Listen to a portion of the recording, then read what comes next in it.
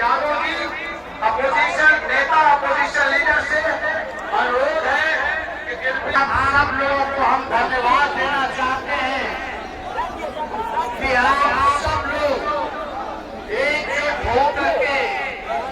और लोकतांत्रिक संवैधानिक गैर संवैधानिक जो बिल लाया गया है इसके विरोध में आप सब लोगों का महाजुटान हुआ है। हम आप सबको बोले कि हमारी पार्टी राष्ट्रीय जनता दल हम लोगों के नेता लालू प्रसाद यादव जी आज यहाँ बीमार अवस्था में भी आप लोगों का साथ देने यहाँ हम सब लोग आपके हाथों को मजबूत करने के लिए यहाँ पहुंचे हैं और हम लोग किसी भी कीमत पर चाहे सत्ता रहे या जाए इसकी हम लोगों को परवाह नहीं है, लेकिन एक गैर संवैधानिक मसाइल में जिस वक्त मौजूद एक हिस्सा कर सकते हैं। आज का ये धरना गर्मी में 324 के खिलाफ है। हम बिहार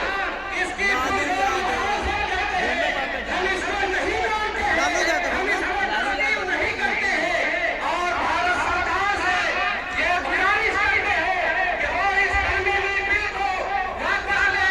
पार्लियामेंट के दीवारों से हम जान सकते हैं कि ये पास होने ना दे और बिहार के वजीर आला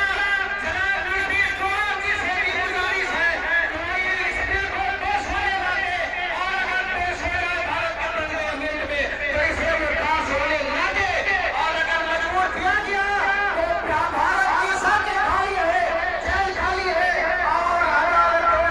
सुप्रीम कोर्ट अभी बाकी है। हर जगह लड़ाई लड़ी जाएगी और हम जीतते रहेंगे। मैं एक बार फिर अपने आने वाले मेहमानों से गुजारिश करूंगा कि अगर हम 1 से 1.5 मिनट में अपनी बात पूरी कर लें और अपने तंजीम और ऑर्गेनाइजेशन की तरफ से वक्त तस्वीर के खिलाफ पेश करते हैं तो बड़ी मेहरबानी होगी। और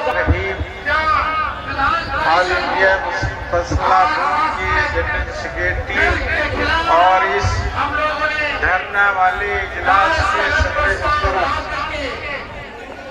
इस पे चर्चा कराने की मांग सरकार से की, लेकिन